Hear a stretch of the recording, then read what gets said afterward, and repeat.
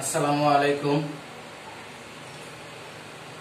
কুলিয়ারচা সরকারি কলেজের পক্ষ থেকে অনলাইন ক্লাসে স্বাগত। আজকে আমরা অর্থনীতি প্রথম পত্র একাদশ দ্বাদশ শ্রেণীর অর্থনীতি প্রথম পত্রের নবম অধ্যায়ে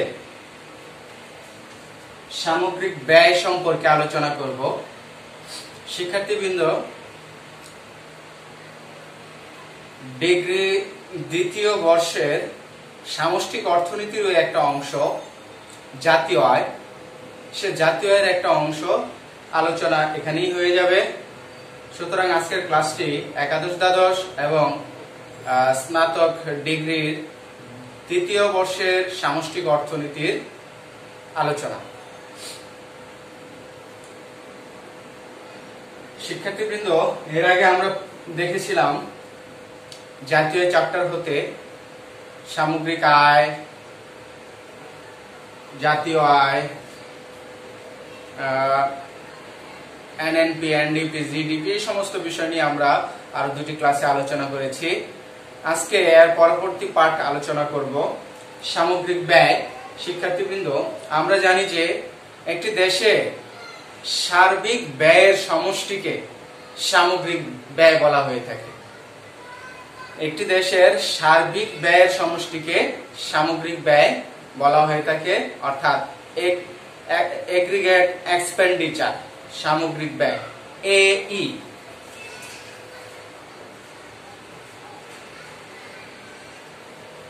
এগ্রিগেট এক্সপেন্ডিচার। আবার অন্যভাবে বলতে পারি যে একটি নির্দিষ্ট সময়ে দেশের উৎপাদিত চূড়ান্ত দ্রব্য ও সেবার আর্থিক মূল্যকে সামগ্রিক ব্যয় বলে। অর্থাৎ জাতীয় আয়ের সংজ্ঞা, সামগ্রিক ব্যয়ের সংজ্ঞা এগুলো প্রায় একই সংজ্ঞা, একই আলোচনা। আমরা যেমন জাতীয় আয় পড়েছিলাম যে একটি নির্দিষ্ট সময় দেশের অভ্যন্তরে বাইরে যে পরিমাণ দ্রব্য ও সেবা সামগ্রী উৎপাদিত হয় তার আর্থিক মূল্যকে জাতীয় আয় বলে। সেম আমরা সামগ্রিক ব্যয়ও বলতে পারি যে একটি নির্দিষ্ট সময়ে দেশে উৎপাদিত চূড়ান্ত দ্রব্য ও সেবা সামগ্রিক বর্তমান আর্থিক মূল্যকে সামগ্রিক ব্যয় বলা হয়ে থাকে। তাহলে সামগ্রিক ব্যয়, এই সামগ্রিক ব্যয়কে আবার আমরা এগ্রিগেট ডিমান্ড অর্থাৎ সামগ্রিক চাহিদাও বলে থাকি। আর সামগ্রিক চাহিদা সম্পর্কে আমরা অতীতে আরো ক্লাসে আলোচনা করেছিলাম, যেমন এডি সামগ্রিক চাহিদার সূত্র আমরা পড়েছিলাম যে AD equal C plus I plus G plus X minus M, এরকম। যেখানে এখানে চার খাত বিশিষ্ট অর্থনীতিতে সামগ্রিক চাহিদার অপেক্ষক দেওয়া হয়েছে, অর্থাৎ সমীকরণ দেওয়া হয়েছে। যদি তিন খাত আসে তাহলে আমরা এক্স মাইনাস এম বাদ দিয়ে দেব, অর্থাৎ আমরা x মাইনাস m বাদ দিয়ে দিলে হয়ে যায় c plus i plus g। এই c plus i plus g হচ্ছে সামগ্রিক ব্যয়, সামগ্রিক চাহিদা তিন খাত বিশিষ্ট অর্থনীতিতে সামগ্রিক চাহিদা। আর যদি দুই খাত বিশিষ্ট অর্থনীতি আসে তাহলে আমরা g টাকেও বাদ দিয়ে দিব, অর্থাৎ c plus i plus g হয়ে যায়। এখন আমরা c plus i plus g এগুলো সম্পর্কে জানবো। C হচ্ছে ভোগ ব্যয়, C হচ্ছে ভোগ ব্যয়। একটি নির্দিষ্ট সময়ে ভোক্তা, অর্থাৎ ভোক্তা তার ভোগের নিমিত্তে যে ব্যয় করে থাকে তাদের সমষ্টিকে ভোগ ব্যয় বলে। ভোক্তা তার ভোগ করার জন্য পণ্য সামগ্রী বা দ্রব্য সামগ্রী ভোগ বা ব্যবহারের জন্য যে অর্থ ব্যয় করে তার সমষ্টিকে বলা হয় ভোগ ব্যয়। ভোগ ব্যয়, আবার ভোগ ব্যয়কে আমরা সি দ্বারা প্রকাশ করে থাকি।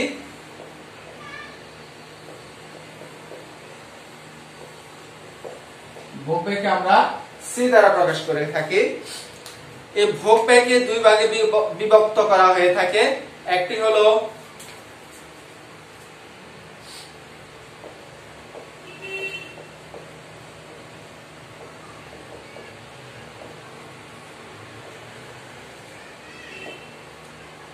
স্বয়ংভূত ভোগ ব্যয়,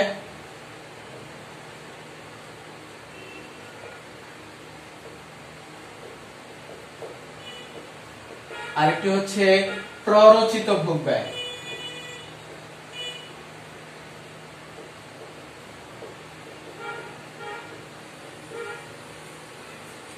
একটি হচ্ছে স্বয়ংভূত ভোগ ব্যয় এবং আরেকটি হচ্ছে প্ররোচিত ভোগ ব্যয়। স্বয়ংভূত ভোগ ব্যয় হচ্ছে যে আয়ের সাথে সম্পর্কিত ভোগ ব্যয়কে বলা হয় স্বয়ংভূত ভোগ ব্যয়, অর্থাৎ আয়ের সাথে সম্পর্কহীন ভোগ ব্যয়কে স্বয়ংভূত ভোগ ব্যয় বলা হয়ে থাকে। অর্থাৎ আয়ের পরিবর্তনের ফলে যে ভোগের কোনরূপ পরিবর্তন হয় না তাকে স্বয়ংভূত ভোগ ব্যয় বলা হয়ে থাকে। আর স্বয়ংভূত ভোগ ব্যয়কে আমরা এ দ্বারা প্রকাশ করে থাকি, সি এ দ্বারা প্রকাশ করে থাকি, অথবা C0 দ্বারা প্রকাশ করে থাকি। স্বয়ংভূত ভোগ ব্যয় এ অথবা সি এ বা C0 দ্বারা প্রকাশ করে থাকে, অর্থাৎ C0 বা C0 বলে থাকি আমরা। তাহলে যে ভোগ ব্যয় আয়ের সাথে সম্পর্কহীন, অর্থাৎ আয়ের পরিবর্তনের ফলে যে ভোগ ব্যয়ের কোনো পরিবর্তন হয় না তাকে স্বয়ংভূত ভোগ ব্যয় বলে। এখন প্ররোচিত ভোগ ব্যয়, এটা হলো স্বয়ংভূত ভোগ ব্যয়ের বিপরীত। যেমন আয়ের পরিবর্তনের ফলে যে ভোগের পরিবর্তন ঘটে তাকে প্ররোচিত ভোগ ব্যয় বলে।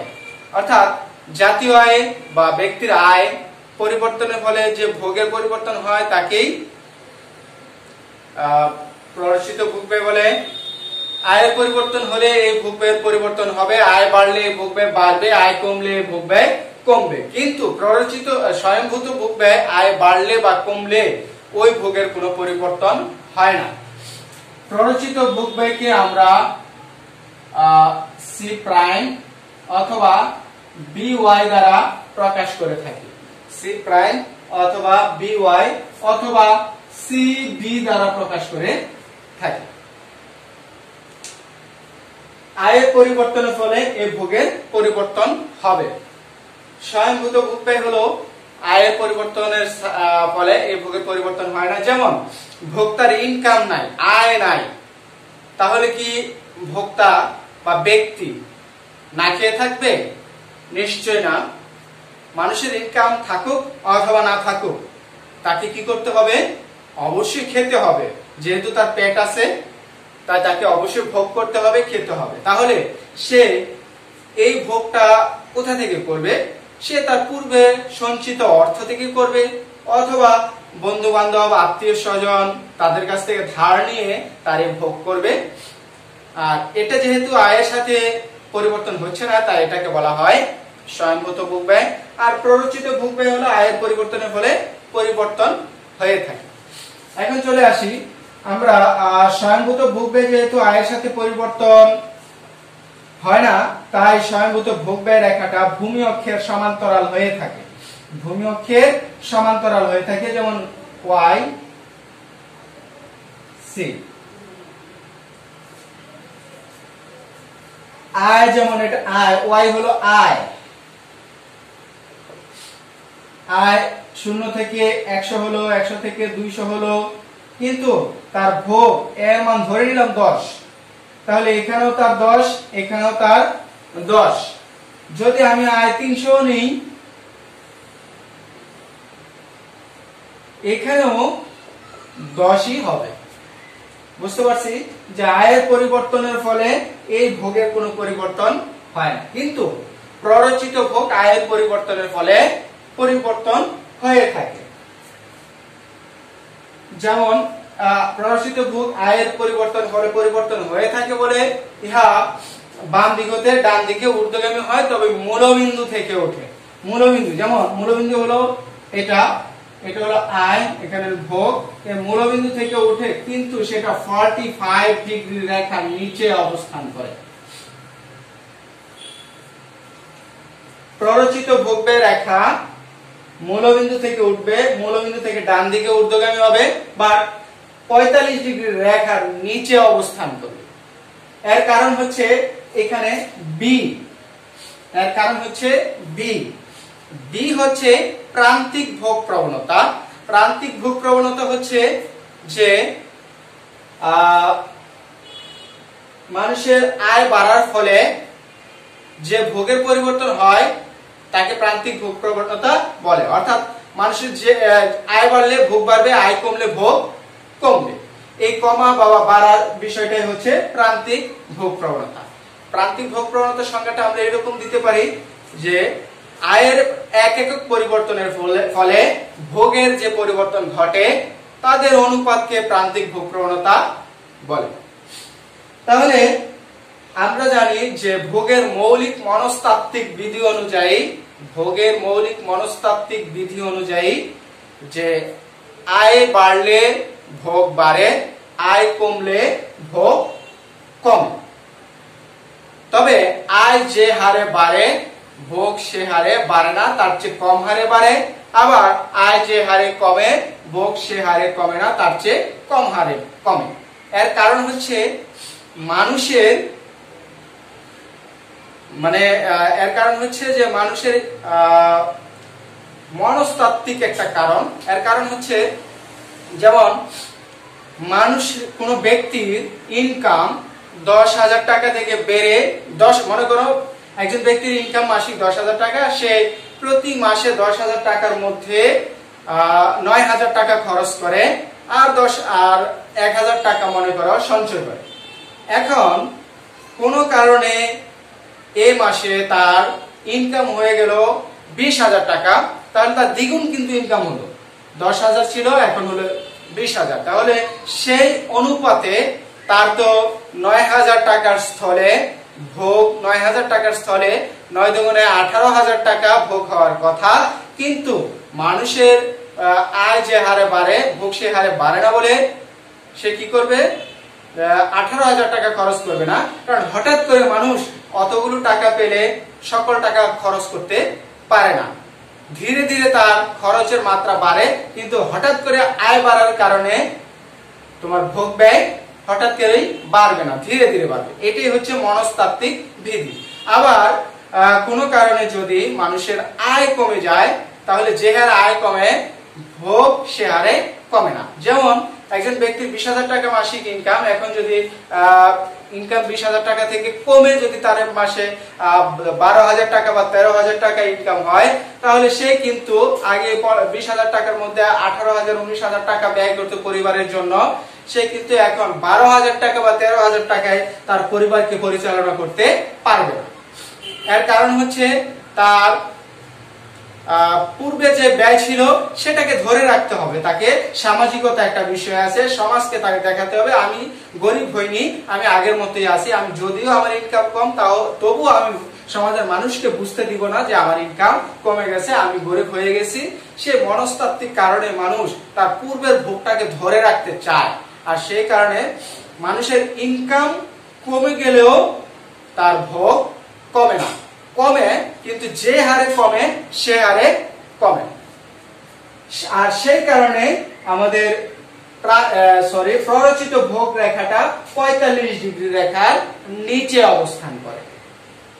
ঠিক আছে, 45 ডিগ্রি রেখার নিচে অবস্থান করে। আর যদি ভোগ যে হারে বাড়ে, আয় যে হারে বাড়ে, ভোগ যদি সে হারে বাড়তো, তাহলে এই 45 ডিগ্রি রেখাটাই হয়ে যেত প্ররোচিত ভোগ রেখা। যেহেতু আয় যে হারে বাড়ে ভোগ সে হারে বাড়ে না, আয় যে হারে কমে ভোগ সে হারে কমে না, তার চেয়ে কম হারে বাড়ে বা কমে। আর সেই কম হওয়ার কারণে 45 ডিগ্রি রেখার নিচে অবস্থান করে। তাহলে শিক্ষার্থীবৃন্দ, আমাদের অনেক সময় এমসিকিউ মাল্টিপল চয়েস কোশ্চেনের মধ্যে আসে যে নিচের কোনটি নিচের কোনটি প্ররোচিত ভোগ রেখা, নিচের কোনটি স্বয়ংভূত ভোগ রেখা। শিক্ষার্থীরা, আমরা ভূমি অক্ষের সমান্তরাল একটা রেখা দেখলেই বুঝতে পারবো যে এটা হলো স্বয়ংভূত ভোগ রেখা। আর 45 ডিগ্রি রেখার নিচে কিন্তু মূলবিন্দু থেকে ঊর্ধ্বগামী হয় যদি, সেটি হলো প্ররোচিত ভোগ রেখা। যেমন এরকম যদি আসে, এই হলো একটা ভোগ রেখা BY, এই হলো একটা ভোগ রেখা BY, এই হলো আরেকটা ভোগ রেখা BY। তাহলে এই তিনটার একটাও আমাদের কি প্ররোচিত ভোগ রেখা হবে না, কারণ এই ভোগ রেখাটা দেখতে পাচ্ছি যে 45 ডিগ্রি রেখার উপর অবস্থান করে, তাই এটা বাদ। এটা দেখতে পাচ্ছি এটা মূলবিন্দু থেকে ঊর্ধ্বগামী হয়নি, এই যে মূলবিন্দু থেকে ওঠে নেই, তাই এটাও বাদ। আবার এটা দেখি যে বাম দিকে ডান দিকে নিম্নগামী হয়েছে, তাই এটাও বাদ। সুতরাং আমরা বুঝতে পারছি যে প্ররোচিত ভূরেখা মূলবিন্দু থেকে উঠবে এবং ডান দিকে ঊর্ধ্বগামী হবে এবং 45 ডিগ্রি রেখার নিচে অবস্থান করবে। তাহলে আমরা বুঝে গেলাম যে স্বয়ংভূত ভোগ, প্ররোচিত ভোগ এবং প্রান্তিক ভোগ প্রবণতা সম্পর্কে আমরা আলোচনা করেছিলাম। প্রান্তিক ভোগ প্রবণতা বলেছিলাম যে আয়ের এক একক পরিবর্তনের ফলে ভোগের যে পরিবর্তন হয় তাকে প্রান্তিক ভোগ প্রবণতা বলে। আর সে প্রান্তিক ভোগ প্রবণতাকে এমপিসি মানে প্রান্তিক ভোগ প্রবণতা, এই প্রান্তিক ভোগ প্রবণতাকে বি দ্বারা প্রকাশ করা হয়ে থাকে। প্রান্তিক ভোগ প্রবণতাকে বি দ্বারা প্রকাশ করা হয়ে থাকে। আচ্ছা, এবার চলে আসি ভোগের পরে বিনিয়োগ। বিনিয়োগ হচ্ছে একটি দেশে উৎপাদন প্রতিষ্ঠান বা শিল্প প্রতিষ্ঠান পণ্য উৎপাদনের জন্য যে পরিমাণ অর্থ নিয়োগ করে তাই হচ্ছে বিনিয়োগ। এই বিনিয়োগকেও আবার দুই ভাবে ভাগ করা হয়ে থাকে, যেমন স্বয়ংভূত ভোগ ব্যয়ের জায়গায় আমরা লিখব বিনিয়োগ ব্যয়।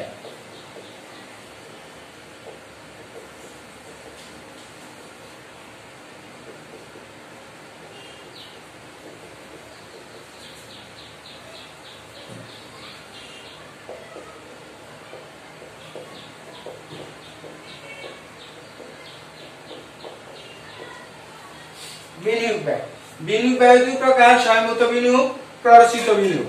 সেম আমরা যখন ভোগ ব্যয় বলেছিলাম যে আয়ের সাথে যে ব্যয়ের কোনো পরিবর্তন হয় না তাকে স্বয়ংভূত ভোগ ব্যয় বলে। আর সেম এটাও আয়ের সাথে যে বিনিয়োগের কোনো পরিবর্তন হয় না তাকে স্বয়ংভূত বিনিয়োগ বলে। আবার আয়ের সাথে যে ব্যয়ের পরিবর্তন হয়, অর্থাৎ আয় বাড়লে যে বিনিয়োগ ব্যয় বাড়ে, আয় কমলে যে বিনিয়োগ ব্যয় কমে, সেটাকে বলা হয় প্ররোচিত বিনিয়োগ। সুতরাং আমরা স্বয়ংভূত ভোগ, স্বয়ংভূত বিনিয়োগ, প্ররোচিত ভোগ, প্ররোচিত বিনিয়োগ সম্পর্কে জানতে পারলাম, প্রান্তিক ভোগ প্রবণতা সম্পর্কে জানতে পারলাম। এরপরে চলে আসি সরকারি ব্যয়। সরকারি ব্যয় অর্থাৎ সরকার, আমরা এটা নিয়ে আলোচনা করেছি আগে যে সরকার তার রাষ্ট্র পরিচালনার জন্য, রাষ্ট্রের উন্নয়নের জন্য, জনকল্যাণের জন্য, দেশের সার্বিক পরিস্থিতি নিয়ন্ত্রণের জন্য, দেশকে সুষ্ঠুভাবে পরিচালনার জন্য সরকার যে ধরনের ব্যয় করে থাকে তাদের সমষ্টিকে বলা হয় সরকারি ব্যয়। অর্থাৎ একটি দেশের সরকার উন্নয়নের জন্য যত ধরনের ব্যয় নির্বাহ করে থাকে তাদের সমষ্টিকে বলা হয় সরকারি ব্যয়। আর এই সরকারি ব্যয়কে জি দ্বারা প্রকাশ করা হয়, অর্থাৎ গভর্নমেন্ট এক্সপেন্ডিচার বা গভর্নমেন্ট এক্সপেন্ডিচার। এখন চলে আসি সঞ্চয়। সঞ্চয় বা সেভিং।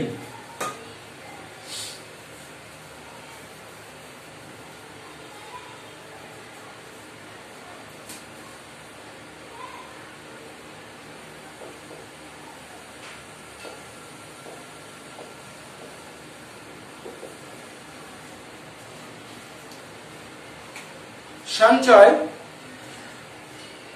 ভোক্তা তার আয়ের যে অংশ ভোগের জন্য ব্যয় না করে ভবিষ্যতের জন্য রেখে দেয়, সে অংশটাই হচ্ছে সঞ্চয়। ভোক্তা তার আয়ের যে অংশ ভোগের জন্য ব্যয় না করে ভবিষ্যতের জন্য রেখে দেয়, সে অংশটাই হচ্ছে সঞ্চয়। যেমন একজন ভোক্তা বা একজন ব্যক্তির মাসিক আয় 10,000 টাকা, এর মধ্যে সে ব্যয় করে 9,000 টাকা, আর 1,000 টাকা যে রয়ে গেল সেটাকে বলা হয় সঞ্চয়। তাহলে বুঝতে পারছি যে সঞ্চয় হচ্ছে তার ইনকাম থেকে ভোগ ব্যয় বাদ দিলে যা অবশিষ্ট থাকে তাকে সঞ্চয় বলে। যেমন সঞ্চয় সূত্রটা তখন হয়ে যাবে সঞ্চয় ইকুয়াল ওয়াই মাইনাস সি।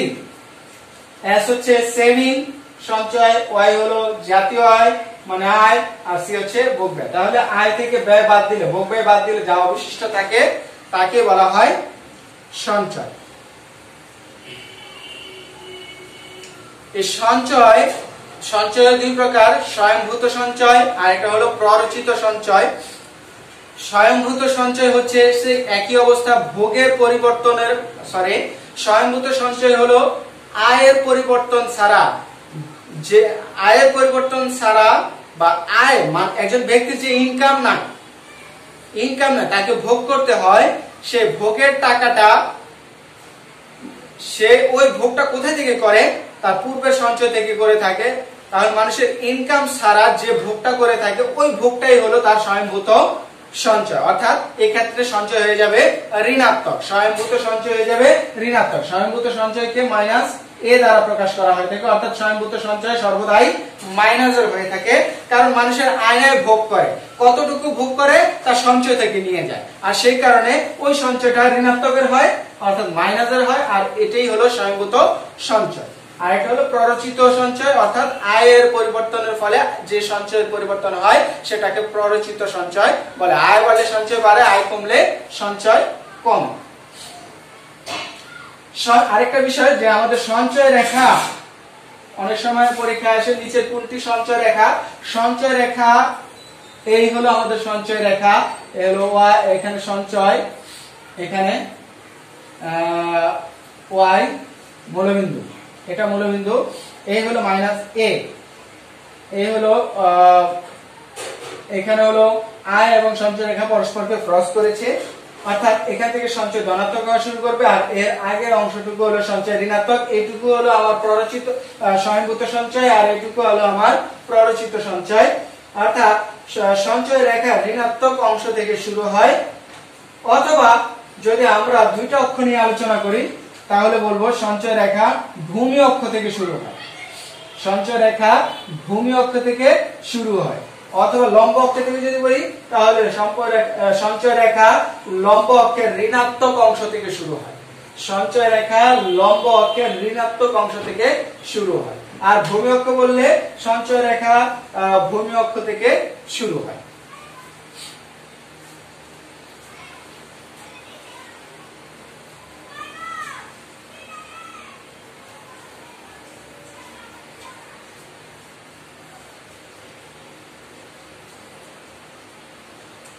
এখন চলে আসি একটা অপেক্ষক নেই, আমরা উদ্দীপকের মতো আলোচনা করি। সি ইকুয়াল কত নিব, নিলাম 50 প্লাস 0.81। মনে করে এটা একটা উদ্দীপক। এখন এটা থেকে বলা হয়েছে এ এবং বি এর মান নির্ণয় করো, অর্থাৎ স্বয়ংভূত ভোগ ও প্ররোচিত স্বয়ংভূত ভোগ ও প্রান্তিক ভোগ প্রবণতা বের করতে বলা হয়েছে। স্বয়ংভূত ভোগ ও প্রান্তিক ভোগ প্রবণতা, অর্থাৎ আমার প্রশ্নটা হলো এ ও বি এর মান নির্ণয় করো।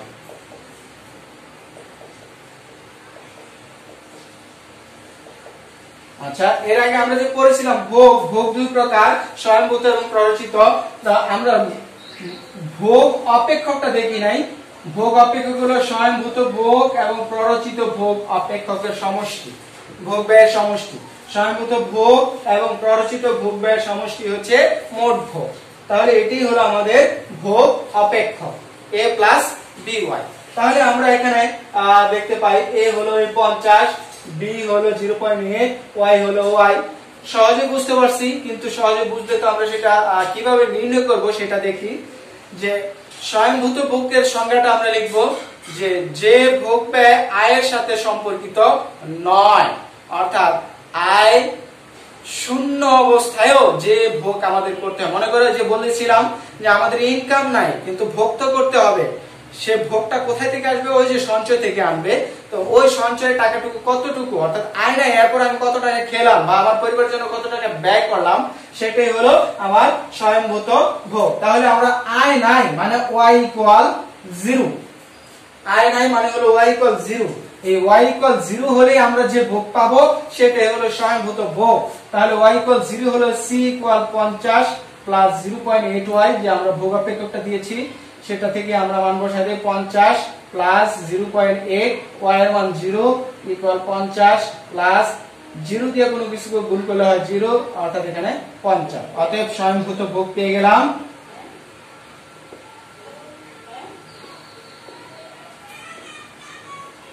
সি এ আমরা কত পাইলাম 50, সি এ অথবা শুধু এ বলে থাকি ইকুয়াল 50। তাহলে স্বয়ংভূত ভোগ পেয়ে গেলাম, অর্থাৎ এ পেয়ে গেলাম। এবার বি প্রান্তিক ভোগ প্রবণতা। প্রান্তিক ভোগ প্রবণতা আমরা বলেছিলাম সংজ্ঞা যে আয়ের এক একক পরিবর্তনের ফলে ভোগের যে পরিবর্তন হয় তার অনুপাতকে প্রান্তিক ভোগ প্রবণতা বলে থাকে। আয়ের এক একক পরিবর্তনের ফলে ভোগের যে পরিবর্তন হয় তার অনুপাতকে প্রান্তিক ভোগ প্রবণতা বলে থাকে। তাহলে আয়ের পরিবর্তন, তাহলে আমরা মনে করি প্রথমে আমাদের আয় ধরে নিলাম 100, পরে আয় ধরে নিলাম 200। তাহলে দেখি এই পরিবর্তনের অনুপাত আসবো। তাহলে আমাদের 100 যদি হয় তাহলে সি আমার ভোগের পরিবর্তন কতটুকু হচ্ছে y1, এটা দিলাম y2, তাহলে 50 প্লাস 0.8 y 50 প্লাস 0.8 y এর মান আমি 100 দিলাম ইকুয়াল 50 প্লাস 80 ইকুয়াল 130। C1 এটা C2 50 plus 0.8 y equal 50 plus 0.8, এখানে নিয়েছি 200, y2 এর মান 200 নিলাম। 50 প্লাস 8 2 16 160 ইকুয়াল 210। তাহলে আয়ের পরিবর্তন করলাম। এবার সূত্রটা লিখে ফেলি যে প্রান্তিক ভোগ প্রবণতা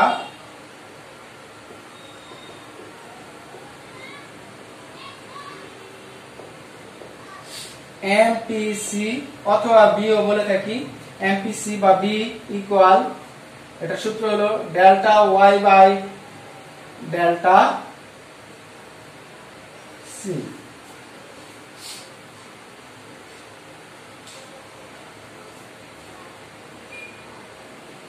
সরি ভুল হয়েছে, delta C by delta Y, delta C by delta Y. তাহলে আমাদের ডেল্টা সি কত? সি হলো এই যে আমরা C2 C1 অর্থাৎ পরিবর্তন, এই যে বললাম আয়ের পরিবর্তনের ফলে ভোগের যে পরিবর্তন হয় তার অনুপাত। তাহলে C2 এর মান হলো 210, C1 এর মান হলো 130 আর Y2 এর মান হলো 200, Y1 এর মান 100 সমান 210 থেকে 130 চলে গেলে থাকে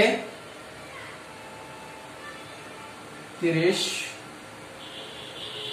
80 আর এখানে থাকে 100 ভাগ করলে 0.8, অর্থাৎ প্রান্তিক ভোগ প্রবণতার মান পেয়ে গেলাম 0.8।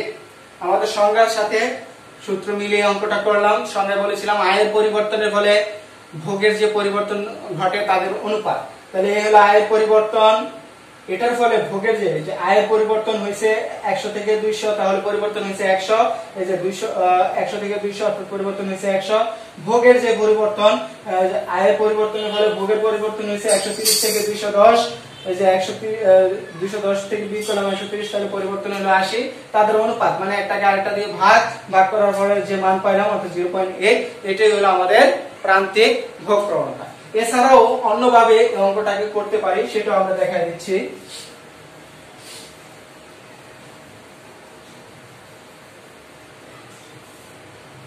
আমরা সূত্র দিয়ে করে ফেলতে পারি। আমরা জানি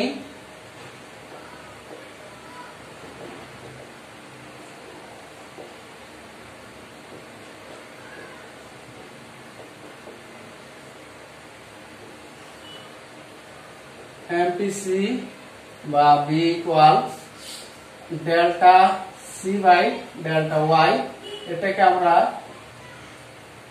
ডিসি বাই ডিওয়াই লিখতে পারি। এটাও ডেল্টা এটাও ডেল্টা, অসুবিধা নেই, অঙ্ক করার খাতিরে আমরা এই ডেল্টাটা ডি হিসেবে লিখে ফেলছি। ডিসি বাই ডিওয়াই, এখন ডি বাই ডিওয়াই লিখলাম। আর এখানে যে সি হলো আমাদের যে মানটা আছে সেটা 50 প্লাস 0.8 ওয়াই, অর্থাৎ এটাকে ডি বাই ডিওয়াই এটাকে বলা হয় অন্তর্কলন অর্থাৎ ডিফারেনশিয়াল। যারা হায়ার ম্যাথ পড়ে আসছো এসএসসি লেভেলে তারা সহজে বুঝতে পারবে। আমরা এখন এটা থেকে আমরা অন্তর্কলন করব, এটা একটু জটিল যদিও তারপরেও ছোট। তাহলে আমরা জানি এখানে একটা চলক আছে y, এটার সাথে কোনো চলক নাই, যদি চলক না থাকে তাহলে সেটাকে অন্তর্কলন করলে তার মান হয়ে যায় 0। আর এটার সাথে একটা চলক আছে y, আর y যেহেতু এটার পাওয়ার কত আছে 1, তাই এটার অন্তর্কলনের মান হয়ে যাবে 1। আমি ওইভাবে আর জটিল ভাবে বুঝাচ্ছি না, একেবারে সহজভাবে বুঝাই দেই। যদি পাওয়ার কিছুই না থাকে অর্থাৎ মনে মনে একটা 1 আছে, তাহলে 1 থাকলে তার রেজাল্ট হয়ে যাবে 1। তাহলে 0.8 y এর মান 1, 0 প্লাস 0.8 ইকুয়াল আমাদের ফল কিন্তু সে আগেরটাই বেরিয়ে গেছে 0.8। তাহলে এই হলো আমাদের প্রান্তিক ভোগ প্রবণতা। আবার এরকম আসে এখান থেকে এই অপেক্ষকটা হতে আমরা ভোগ রেখা অঙ্কন করতে পারে।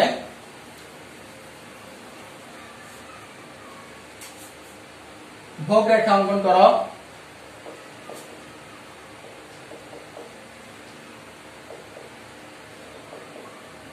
যেমন ভোগ রেখা অঙ্কন করতে হলে আমাদের দুটি মান লাগবে, অর্থাৎ ভূমি অক্ষ এবং লম্ব অক্ষের মান লাগবে। আমরা জানি যে ভূমি অক্ষ হলো জাতীয় আয়, লম্ব অক্ষ হলো ভোগ।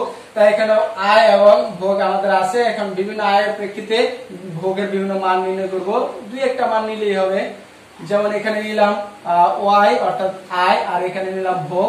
আয় প্রথমে নিলাম 0, পরে নিলাম 100, পরে নিলাম 200। তিনটা মান নিলে আপাতত হবে।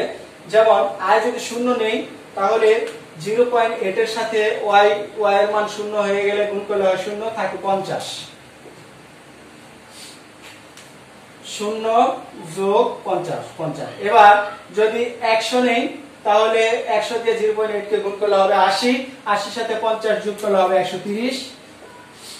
যদি আয় 200 নেই তাহলে 200 সাথে 0.8 গুণ করলে হয়ে যাবে 160, 160 এর সাথে 50 যোগ করলে হয় 210। এবার এই মানগুলো আমরা চিত্রে স্থাপন করব, তাহলে আমাদের ভোগ রেখা অঙ্কন হয়ে যাবে। যেমন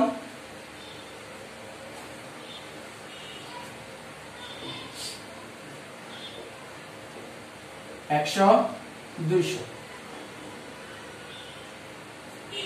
ভোগ আমরা নিই 50, 100, 150, 200, 250।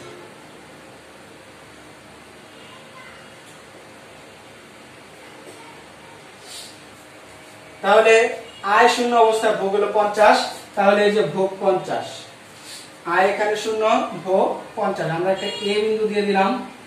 এবার আয় 100, ভোগ হলো 130, তাহলে অর্ধেক হলো 100 আর 150 অর্ধেক হলো 125, তাহলে অর্ধেকের চেয়ে একটু বেশি।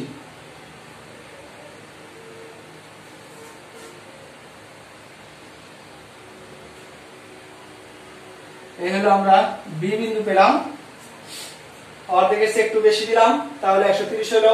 তারপর y 200 আর c হলো 210, 210 হলো 200 এর একটু উপরে c। এই হলো আমার 200।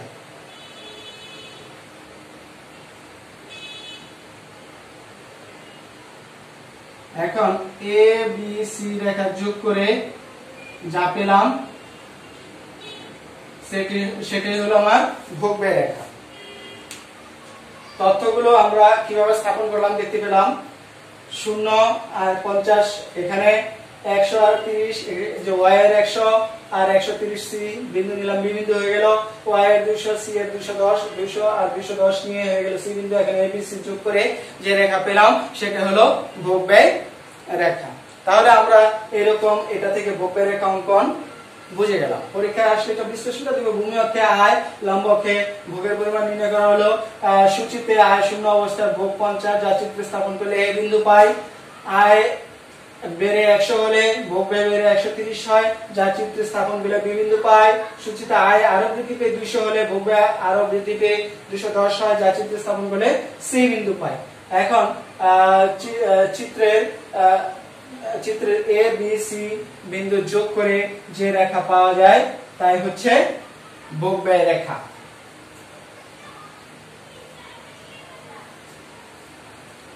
আচ্ছা, এবার চলে আসি যে এখান থেকে সঞ্চয় রেখা অঙ্কন করো। পরীক্ষায় আবার আসতে পারে যে এখান থেকে সঞ্চয় রেখা অঙ্কন করো। তাহলে আমরা এটা তো সঞ্চয় ভোগ রেখা, এবার হলো সঞ্চয় রেখা।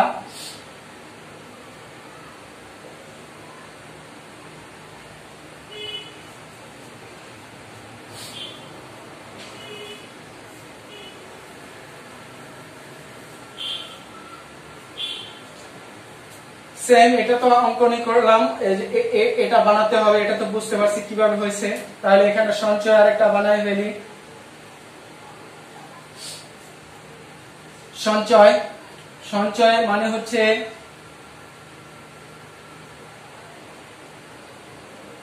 s equal y minus c। সঞ্চয়ের সূত্র s equal y minus c। তাহলে y থেকে c বিয়োগ করলে কত হচ্ছে আমরা সহজে বুঝতে পারছি, বিয়োগ করলে হলো 50। আবার y থেকে c বিয়োগ করলে এখানে হচ্ছে 30, এটা বিয়োগ করলে হচ্ছে -10। আরো একটা মান নিয়ে নেই, 4টা মান নেই, তাহলে সহজ হবে বুঝতে। আরো 300 নিলে এখানে হয় 3 8 24 240 আর 50 240 আর 50 290, তাহলে এখানে হয়ে গেল 10। এখন এই তথ্যগুলো চিত্র স্থাপন করলে, অর্থাৎ y এবং s দিয়ে যে তথ্যটা আসছে এই তথ্যটা চিত্র স্থাপন করলেই হয়ে যাবে সঞ্চয় রেখা। সঞ্চয় রেখা দেখতে পাচ্ছি যে ঋণাত্মকের মান আছে আবার ধনাত্মকের মান আছে সঞ্চয়ে। তাই আমরা এই হলো আমার y, এই হলো সঞ্চয়।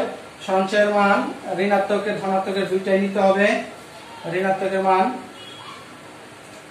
20 40 60,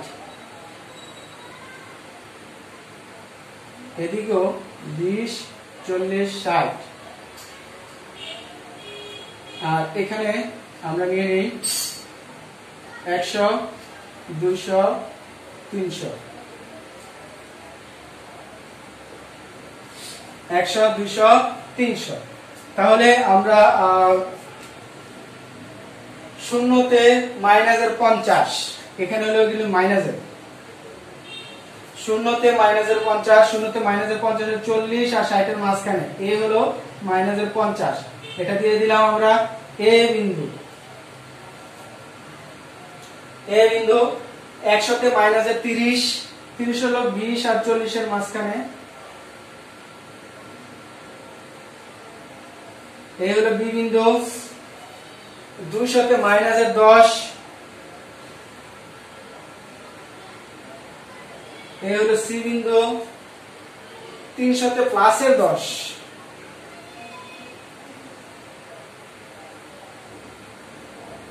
এই হলো ডি বিন্দু। এখন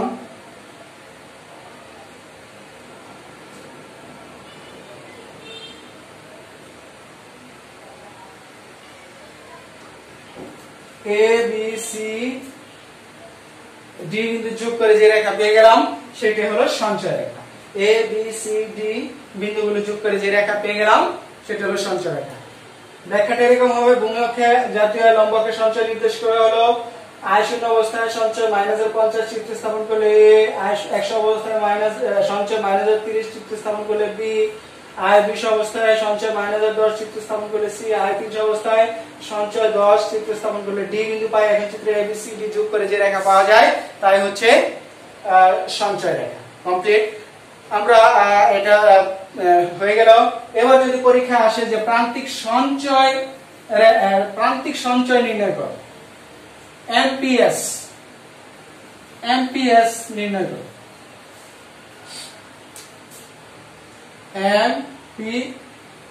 এমপিএস এর আগে আমরা সঞ্চয় অপেক্ষক বের করো।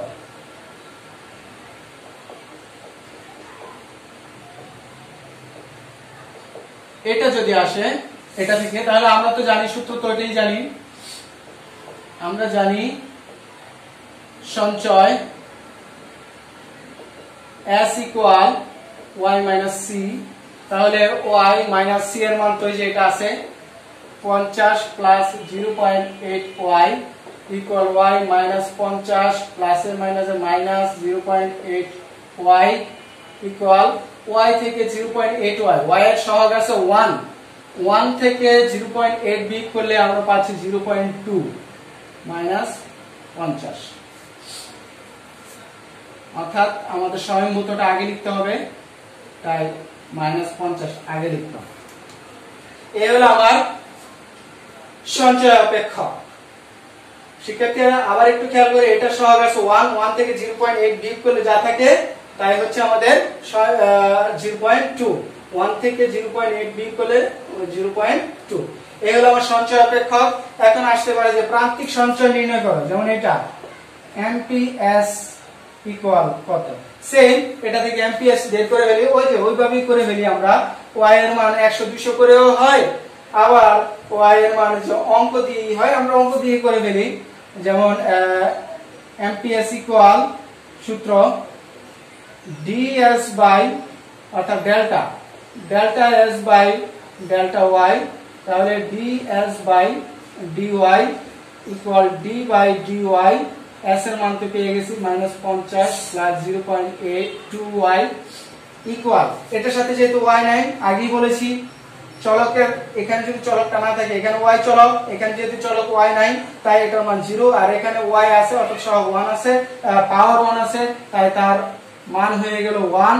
0.2 তো থাকবেই, গুণ করলে হয় 0.2, তাহলে এমপিএস এখানে 0.2।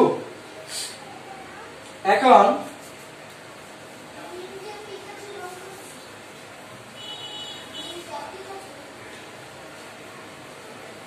আরেকটা কোশ্চেন হচ্ছে সঞ্চয় 500 টাকা আয় স্তরে, ধরে নিলাম এটা দিয়ে দিলাম 500 টাকা আয় স্তরে এপিসি এপিএস এমপিসি এমপিএস নির্ণয় করো। এটা মনে করো একটা প্রশ্ন, আয় স্তর কত 500 টাকা, 500 টাকা স্তরে APC amps APS MPC amps নির্ণয় করো। তাহলে আয় 500 টাকা অবস্থায়, তাহলে আমরা জানি এপিসি হলো গড় ভোগ প্রবণতা, গড় ভোগ প্রবণতা। এপিসি এর সূত্র হচ্ছে ভোগ বাই আয়, ভোগ বাই আয়, এটা হলো এপিসি এর সূত্র। তাহলে সি অর্থাৎ ভোগকে আয় দ্বারা ভাগ করে যা পাওয়া যায় তাকে গড় ভোগ বলে। আবার এপিএস হলো সঞ্চয়কে আয় দ্বারা ভাগ করলে যা পাওয়া যায় তাকে গড় সঞ্চয় প্রবণতা বলে। তাহলে সি এর মান তো এখানে আছে 50 প্লাস 0.8y, আর এখানে আছে এই y, আর আমাদের বলা হয়েছে 500 টাকা আয়, মানে y ইকুয়াল 500, y ইকুয়াল 500। তাহলে 50 প্লাস 0.8, y এর মান 500 বসাই দিলাম, এখানে y এর মান 500 বসাই দিলাম, যেহেতু y ইকুয়াল 500 ইকুয়াল 50 প্লাস 5 8 40 অর্থাৎ 400 বাই 500 ইকুয়াল 450। 450 কে 500 দ্বারা ভাগ করব, ভাগ করলে হয় 0 0 কাটা,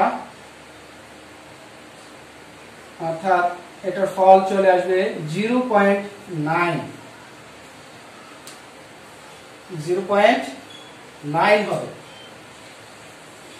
তাহলে গড় ভোগ প্রবণতা আমরা পেয়ে গেলাম। এখন গড় সঞ্চয় প্রবণতা আমরা বের করে ফেলি।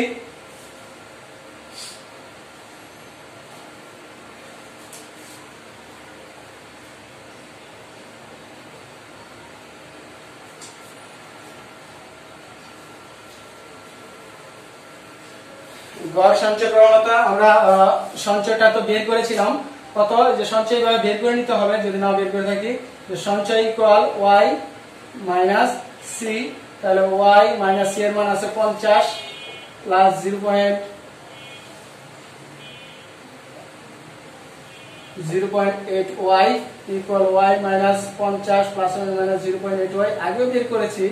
তাহলে এটা থেকে এটা বিয়োগ করলে মাইনাসের 50 লিখলাম, এখানে প্লাস 0.2y, কারণ এটা সহগ আছে 1 থেকে 0.8 বিয়োগ করলে 0.2, এই হলো সঞ্চয়।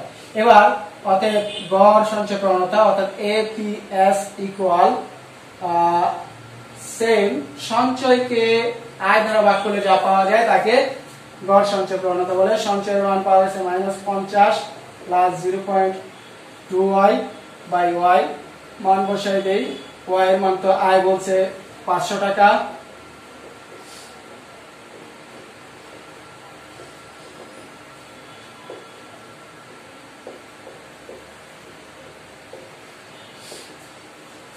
-50 প্লাস 5 দুগুণে 10 মানে 100, বিয়োগ করলে হয় 50, ভাগ করলে হয় 0.1।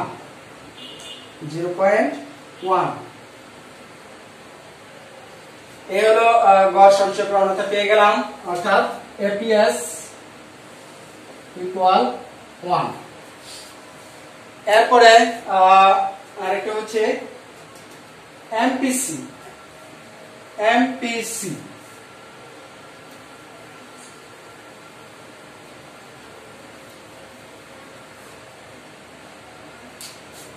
আমরা জানি এমপিসি সূত্রটা কি পেয়েছিলাম, delta C by delta Y. এটা দিয়ে তো আমরা অঙ্কই করেছিলাম। সে আগেরটাই এমপিসি আমরা আগে পেয়েছিলাম কত, আচ্ছা ডিসি বাই ডিওয়াই, আবার করেই ফেলি। D by DY 50 plus 0.8y equal 0 plus 0.81 equal 0.8 পেয়েছিলাম। আবার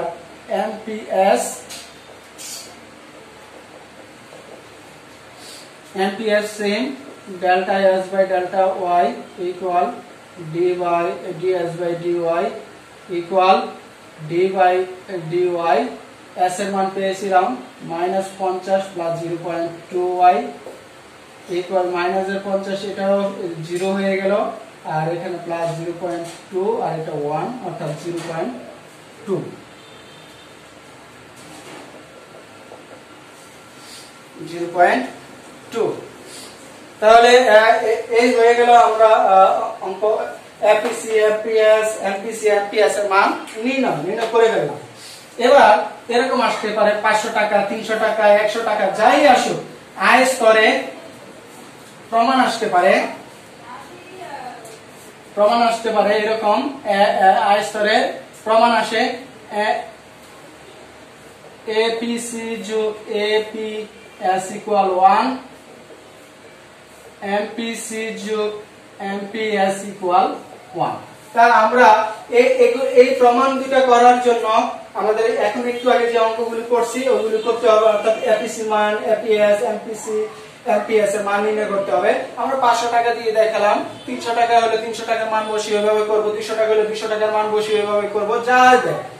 এখন আমরা মান মনে করে বের করে ফেলছি। এখন এক নাম্বারটা করে ফেলি, এপিসি যোগ এপিএস ইকুয়াল, এপিসি এর মান পেয়ে গেছি 0.9 আর এপিএস এর মান পাইছি 0.1, তাহলে ফল হয়ে গেল 1, প্রমাণিত।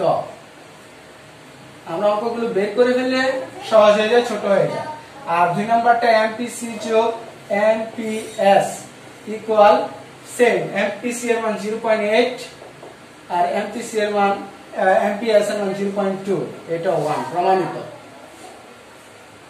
মান দেওয়া থাকলে আমরা করতে পারি। এবার ধরো পরীক্ষার মান দেওয়া নাই, শুধু এই একটা অপেক্ষক দিয়েছে বা দেয় নাই, অপেক্ষকও দেয় না, কিচ্ছু দেয় না, মনে করো কোনো অপেক্ষক নাই, শুধু বললো প্রমাণ করো যে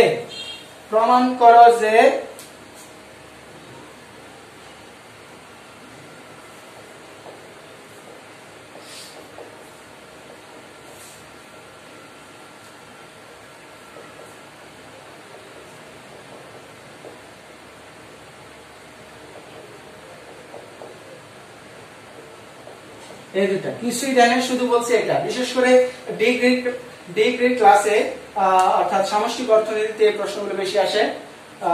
আমরা এটা চাই, তাহলে আমরা কি করব, কিছুই দেয় না, শুধু বলছে প্রমাণিত। তাহলে আমরা ধরবো যে ধরি ভোগ অপেক্ষক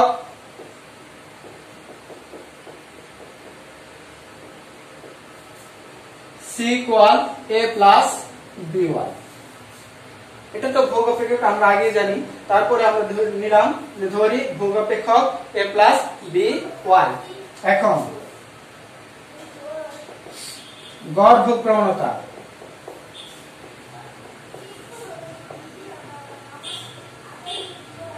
APC equal C by Y, তাহলে C এর মান হলো A plus BY by Y। তাহলে গড় ভোগ প্রবণতা হয়ে গেল। গড় এবার আসো প্রান্তিক ভোগ প্রবণতা।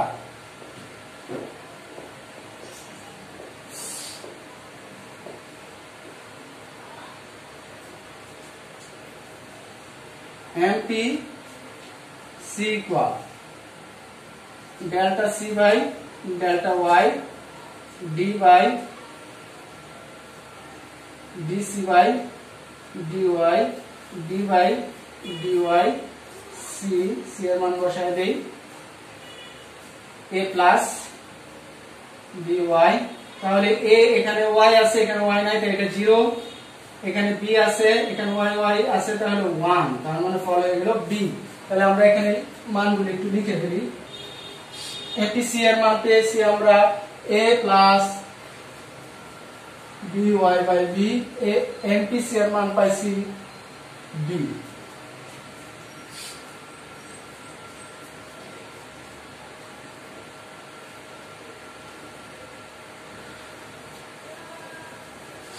এবার বাকি দুইটা করার জন্য সঞ্চয় অপেক্ষক বের করতে হবে।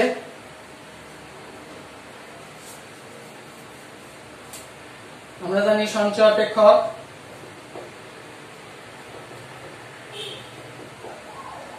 সঞ্চয় S equal Y minus C, Y minus C এর মান A plus BY, Y minus A minus plus প্লাসে মাইনাসে minus BY equal Y minus A থাকলো প্লাস Y মাইনাস BY, সাজিয়ে নিলাম, মাইনাস এটা আগে নিয়ে আসলাম, প্লাস Y কমন নিয়ে নেই, তাহলে 1 মাইনাস BY, Y কমন নিয়ে নিলাম, এই দুটো থেকে পিছনে কমন নিলাম, এখানে রয়ে গেল 1, এখানে মাইনাস B। এলো সঞ্চয় অপেক্ষক। এবার অতএব APS গড় সঞ্চয় প্রবণতা, গড় সঞ্চয় প্রবণতা, তাহলে S বাই Y। তাহলে S এর মান তো আমরা পেয়ে গেছি, S হলো এটা minus A plus 1 minus BY by Y। তাহলে গড় এটা পেয়ে গেলাম minus A plus 1 minus BY। এই হলো আমরা গড় একটা পেয়ে গেলাম, গড় সঞ্চয় প্রবণতা। এবার প্রান্তিক সঞ্চয় প্রবণতা। প্রান্তিক সঞ্চয় প্রবণতা MPS equal delta S by delta Y DS by DY D by DY S D by DY S এর মান minus A plus 1 minus BY। তাহলে মাইনাস A হয়ে গেল 0 আর এখানে Y হয়ে গেল 1, তাহলে ফল হয়ে গেল minus 1 minus B, 1 minus B। এবার আমরা প্রমাণে চলে যাব।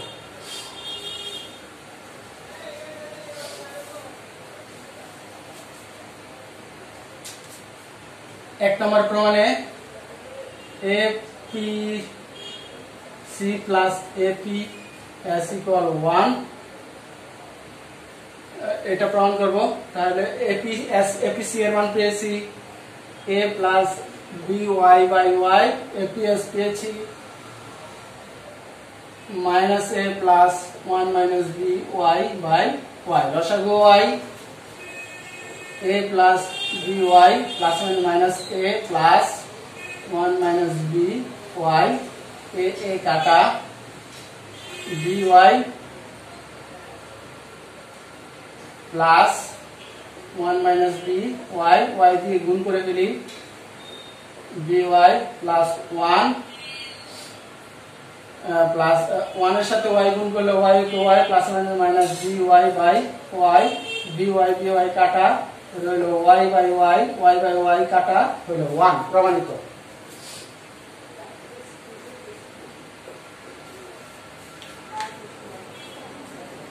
প্রমাণিত। এবার 2 নম্বর,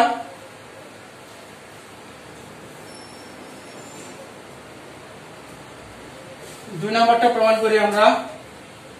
এপিসি এর মান পেয়ে গেছি বি আর প্লাস এমপিএস এর মান পেয়ে গেছি 1 মাইনাস বি, তাহলে B plus 1 minus B, B কাটা 1 প্রমাণিত। অর্থাৎ আমাদের মান দেওয়া থাকলেও অঙ্ক হবে, মান ছাড়াও অঙ্ক হবে। প্রিয় শিক্ষার্থীবৃন্দ, আমরা আজকের মতো এখানে ক্লাস শেষ করছি। তোমরা সুস্থ থেকো, ভালো থেকো, দেখা হবে পরের ক্লাসে। আল্লাহ হাফেজ।